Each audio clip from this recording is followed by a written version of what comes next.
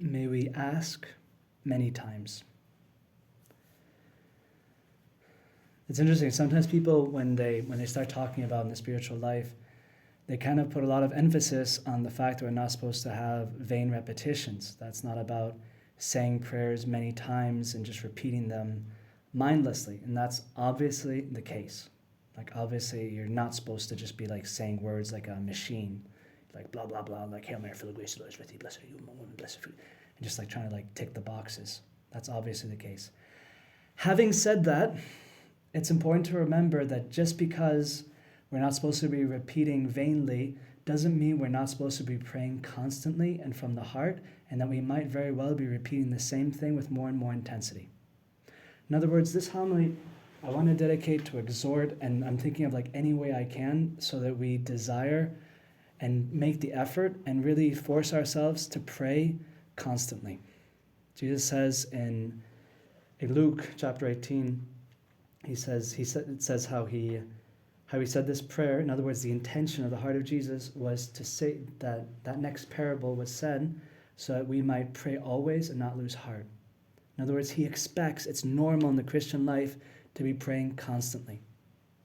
I remember in the university when I was reading Homer's Iliad. I remember like I hadn't read that type of like literature, poems from like ancient Greeks, like hundreds of years before Christ. I hadn't read it much, and I remember I was reading it and I was fascinated by the fact that, you have your man like Agamemnon, and he has like a spear and he's like gonna like stab some dude, and he has this like 2-page prayer on how he's like begging the gods to help him stab the dude through the heart. We sometimes forget that this is in human nature. Like we're religious. Like we recognize that there are higher powers at work.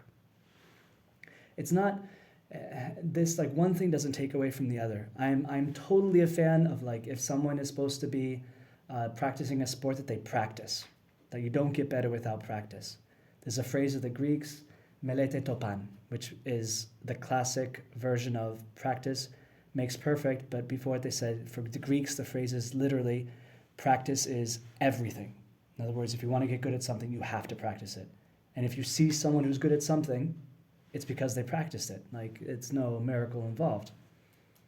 Having said that, it's also the case that God can intervene and intervenes in history. Like when you read the lives of the saints, the miracles that happen, it's not because they practiced.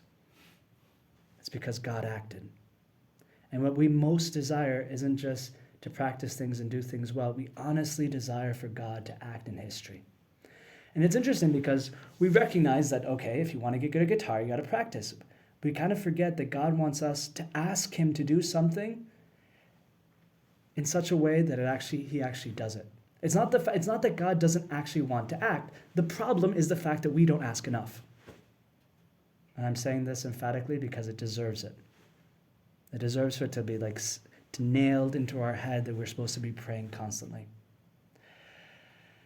I think there's a very good two saints that help us to like take this seriously, not just because like one priest says it. Sometimes if one priest says it, you're just like, that was just that priest. I think it's good to present this as something which is classic, which is not just something, Father Rene thinks is a good idea. I mean, it should be enough, the fact that we have, even in today's like first reading, you have Esther, who spends the entire day, it says, from sunrise to sunset, prostrate on the ground, repeating her prayer. That's a good chunk of time. Like it says like her prayer, and her prayer is like 7 phrases. So it's obvious that either one of two, either she said that phrase like really slowly, Lord my, it doesn't really work. You can't say it long enough to last the entire day, even if you tried. So it's obvious that she didn't do that. So she must have repeated that prayer time and again. The reason I'm emphasizing this whole thing of repeating, because sometimes might fall into it, is like, oh, I've said a rosary, that's enough. Like I said my rosary, like end of story. Well, why not, be like Padre Pio or St. Faustina Kowalska? There's a moment when they ask Padre Pio, did you say your 15 mysteries yesterday? And he said, no, I said more. So the guy actually was intrigued, and he was like, so did you pray 20? He's like, more. I prayed more. 30? No, I prayed more. It ends up that he had prayed 160 mysteries of the rosary that day.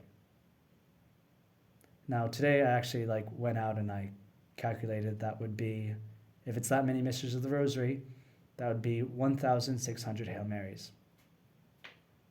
That's a lot. That's a lot. And someone might think, oh, is that like over OTT? It's like, well, if that's OTT, well, so is Esther, just in case you're wondering. Esther's crazy. And I think another one is also OTT is Faustina. Here, I want to read. This is number 1413 in the diary. I prepared not only by means of a novena, in other words, she prepared for the Immaculate Conception, the 8th of December, not only with the common novena of the community, but I also made a personal effort to salute her 1,000 times a day. In other words, 1,000 Hail Marys a day, saying 1,000 Hail Marys for 9 days in her praise. Now, this is the third time I have said such a novena to the Mother of God, that is, a novena made up of 1,000 Aves each day.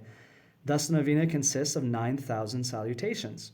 Although I have done this now 3 times in my life, the two of these in the course of my duties, I have never failed to carry out my tasks with the greatest exactitude. This is really important, this detail.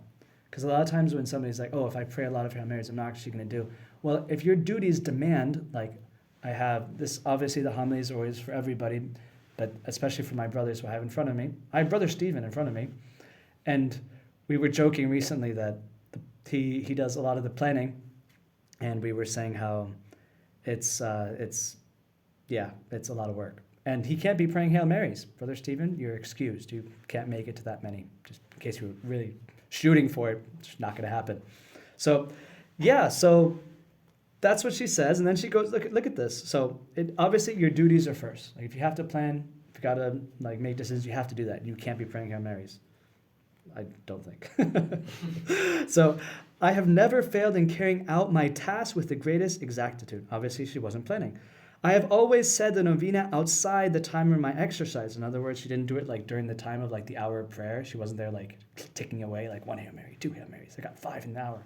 It's not I got 500 in the hour. No, it's not about that. She didn't do it during those moments. In other words, she did it like Agamemnon, and she was throwing the spears when she was peeling potatoes and doing other things. I have always said the novena outside the time of my exercise. That is to say, I have not said Aves during Holy Mass or benedictions. Once, I have said the novena while lying in the hospital while I was ill. In other words, that makes it easier. It's kind of like Esther, where she was being prostrate the entire day. She says, where there's a will, there's a way. In other words, when you really desire to talk to God and you really want him to act and you really want to honor Our Lady, you figure out a way to do it. Apart from recreation, I have only prayed and worked. I have not said a single unnecessary word during these days. There you go. So if anyone during Lent is trying to give out saying stupid things, this is really helpful. I have not said a single unnecessary word, although I must admit that such a matter requires, here's the deal, this is the truth, a good deal of attention and effort. Nothing is too much when it comes to honoring the Immaculate Virgin. Okay, so that's 1413 in the diary. And first of all, this is not to saying you're supposed to I don't honestly, I remember I heard a version of this story where they said that it was that Padre Pio had actually prayed 160 rosaries in one day, which I did the math and it comes out to, that's 8,000 Hail Marys in one day. In other words, what Faustina Kowalska had done during 8 days, she did in one day. I think that's wrong. I actually believe he could have prayed 1,600. I actually do think he did that in one day on that occasion. But I know another fact this is from one of his spiritual children, and that Padre Pio did pray 5 rosaries every day. So it was 250 Hail Marys. That was his normal thing. In other words, he wasn't always doing 1,000 Hail Marys all the time. The reason I say this is not to I don't expect people to just be walking around with rosaries and doing no more other things. But I think for a lot of us, and for me, it's also helpful even because whenever you point a finger, you recognize that there's at least 3 fingers pointing towards you. So I am exhorting us to pray more. I'm not just saying just pray a lot of Hail Marys. What I'm saying is that we're supposed to be ora et labora. We're supposed to be looking for contact with God during the day. It's true we have to run here, we have to run there, we got to do this. We have stuff on their computers. We are working hard. But we're supposed to also have that dimension where we're throwing spears upwards, where we're praying to God, where we're not just horizontal. And notice the fact that sometimes the Lord permits us to make the effort to say Hail Marys and then to let us grow into the exterior action we're doing. In other words, we're doing an action where we're putting on our parents' shoes. In other words, we're imitating an action that the saints have done. The parents' shoes would be 1,000 Hail Marys a day or whatever. Maybe not. I think that's over. I think for most people that's not possible because of our responsibilities. But let's say 250. What Padre Pio did every day, maybe do it once in a lifetime, it won't hurt. Put on those shoes, which are big, just like a little kid. Have you ever seen when a girl puts on her mom's high heels? She walks around in them, she falls over. They don't fit her. The same thing with us. Maybe praying 200, that type of thing, or maybe even for us, some people probably even praying a rosary is over the top for them. But try to pray, even if you're not praying it wholeheartedly. And then wait for yourself, wait for your soul by the act of praying, begging God for grace to grow into it. To arrive at having a soul that actually, when you're saying them, you're actually praying it from the heart. So yes, that's right. I'm saying to pray not from the heart if it's maybe at the beginning. Maybe at the beginning to not really feel it. It's not your thing. It's not, well, grow into it. Grow into it. Grow into the spirit of prayer. Grow into your Father's boots.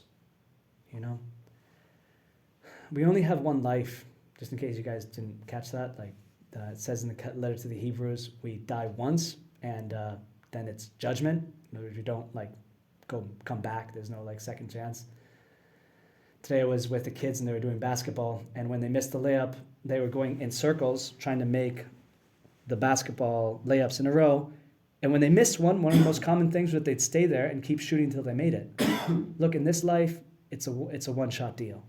If you miss it, you have to go and you can try in the next one in the basketball court. But in this life, each act and each day is a one-shot deal.